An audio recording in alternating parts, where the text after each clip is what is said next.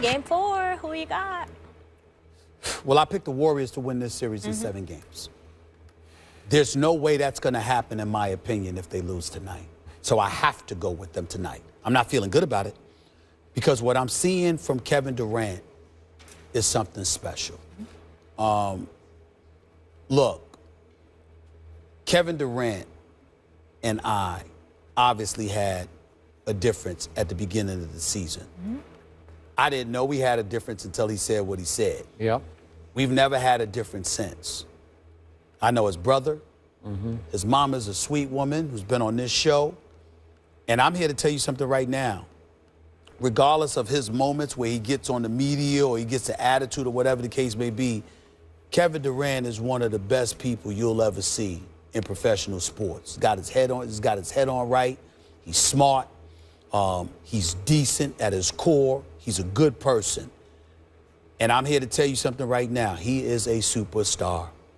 And the one thing that is a question mark about him is that chip, getting that chip. LeBron stood in his way, and LeBron tends to stand in his way in big moments. And I still believe Cleveland is going to the finals. Kevin Durant right now looks like the best player in the world. He's played better than Steph Curry in this series. He's played better than LeBron James has played. For the most part, he's had some relatively pedestrian games, but for the most part, when he explodes, he has exploded. Kevin Durant has been special. Steph Curry obviously was hurt, got hurt in the first round against Houston, was still recovering in the second round against Portland. But Kevin Durant, from a consistent perspective, has been the best player in the world. I go so far as to say, Skip, that if I had to pick between him and LeBron right now in terms of starting a team, because Mike asked me that this morning, it would be Kevin Durant because he's a better shooter, okay? With all of that being said, this is his moment. And I think that Steph Curry and the Golden State Warriors have the capability to neutralize that. But it would have to be tonight. Steph Curry is the reigning 2-time league MVP. And often I have been asked this question. You make so much noise about him. He's the best shooter in the world, blah, blah, blah. So Stephen A., what if he got in some trouble? What's going to happen then? Golden State is in trouble now. It is code red. You don't win this game. I do not believe that the Golden State Warriors are coming back. It's not because of the 3-1 deficit, because we've seen comebacks from that in the past. I am talking about these dudes because, Skip, do you know anybody that has raved about Russell Westbrook more than me? Nope. This dude is the most vicious, ruthless competitor in the NBA, which Allen Iverson reminds me of every chance he gets. This dude, Russell Westbrook, is something special as well. And I don't know if anyone notices. Look at his eyes. Look at what he does the second Steph Curry is standing in front of him trying to defend him. I mean, he goes at this dude like nobody goes at Steph Curry. If Oklahoma City manages to go up 3-1 in this series and Golden State has to win 3 in order to beat OKC, Russell Westbrook and Kevin Durant, I just can't see it. So the only shot to me that the Golden State Warriors have of defending their crown is to win tonight. And I have to believe in the character of this team and say, I'm going to pick Steph Curry and them to win tonight, but I also want to do that with a caveat. Not just about the greatness of Durant and Westbrook, but we about to find out about Steve Kerr, too. Because it wouldn't be a big deal if it was just about Kevin Durant and Russell Westbrook. But when you see Steven Adams and Enes Kanter hurting you one game, and then Serge Ibaka is at the 5 and you go small the next, that's coaching. And we're watching a guy in Billy Donovan that has evolved before our very eyes and is showing us all that Sam Presti probably made the right call in bringing this 2-time national championship coach from Florida on board. It's because of that that I say that about Steve Kerr. It's not that Steve Kerr isn't doing his job. It's that Billy Donovan looks so exceptional in doing his. Steve Kerr now has to come up with an answer for this. What are you going to do to answer what Billy Donovan is throwing at you because he's not consistent. He's throwing different looks at Golden State every time you turn around, Skip. What answer is Steve Kerr going to have for that? That is the question. And tonight we need to find out. Golden State can't lose tonight. They lose tonight, it's over. It's over. So, I have been so wrong about this series so far, mostly because I got so over-emotional about my Spurs falling apart against these Thunder, that I must be honest, I don't have great conviction about tonight. That's because fair. my heart keeps telling me, stick with Golden State for every case you just made. Because over the last 2 seasons, Golden State, in this moment, will rise and shine.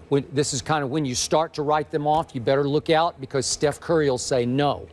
And remember, this is not a great analogy, but last year in the playoffs, they were down 2-1 with Game 4 in Memphis. Remember that? Now, Mike Conley Jr. was hobbled. He was a little beat up. But that night, Steph said no. And Memphis got Steph'd at home, and that series basically was over that night. But they were in some trouble there, down 2-1 with another game to go on Memphis. That showed me a lot of Steph's character and this team's character that I think you'll see on display tonight. But now we're back to what my head keeps telling me. My head keeps saying that Oklahoma City will continue to impose its will the way it did the other night. And there's a little icing on top tonight, a little hot sauce on top, if you will. I think all the psychological motivation off Draymond being in the starting lineup and not getting suspended is with the Thunder. They're going to feel like they got wronged here. They got done wrong. And trust me, their fans will be in full throat about how they got done wrong. No question. Not that Draymond. Those fans are great, by the way. I got to give credit where credit is due. Explosive in there. Oklahoma City, being in that arena. I ain't too keen on being downtown, but in that arena, it's big time. Explode. It's big time. And Draymond's going to hear it. Not that he has rabbit ears or thin skin, because he does not. But they are going to be all over him, and they're going to be all over Golden State, and they are going to be pro-Thunder. Now, you know and I know the momentum of these things can shift like that spring weather in Oklahoma City can shift. You can have a tornado one moment, and all of a sudden it's 85 degrees, windless and sunshine the Just next. like here. Yeah, well, it can be. And so this could happen tonight, but I don't see it because of the Kevin Durant factor. And I'm with you. And I had one big issue with Kevin Durant a few years back, and without going into the gory detail about that, we have reconciled. We have...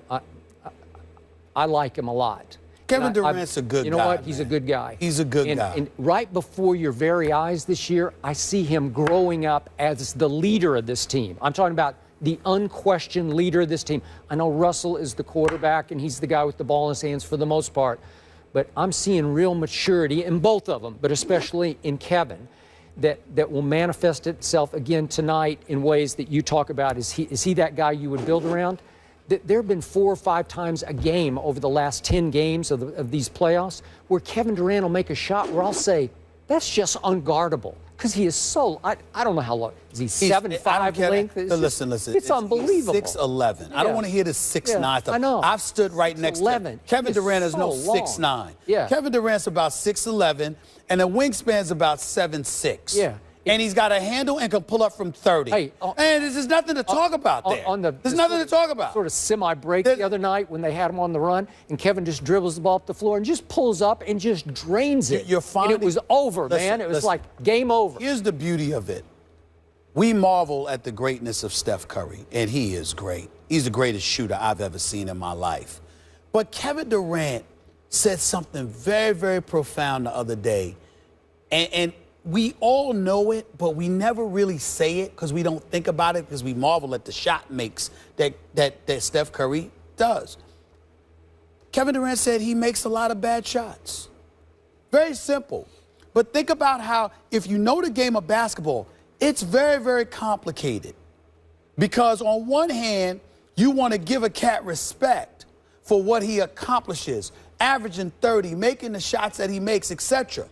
But the flip side to it is that you can't game plan for it because a lot of stuff breaks down and Steph Curry just comes to the rescue. But he's also taking shots that you normally are not supposed to take. Coaches usually have a heart attack, and there are players who would get benched just for taking those shots, even if they make it. People don't understand that.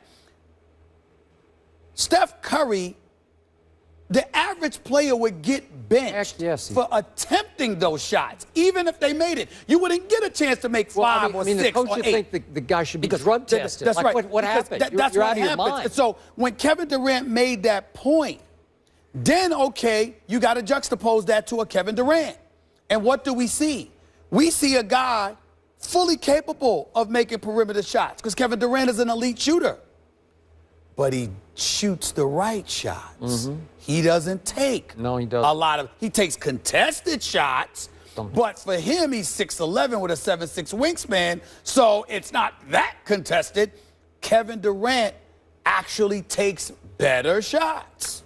He does. So you got to look at it from that perspective, and then that makes you understand and appreciate his greatness even more because he's playing within the confines of a structured system but still showcasing his greatness as opposed to having to go outside of the system in order to do it, which should elevate our level of appreciation for what he brings to the table. Final point. When Golden State resorted to its what's called death lineup, its small lineup the other night, which usually saves them because nobody else can deal with it. Donovan said, okay, watch this. I'll go small. I'll play only Ibaka. As good as Cantor is, as good as Adams has been, I'll just go with Ibaka and my group, and I'll put Waiters in there with my 2 superstars. Yes. And guess what happened?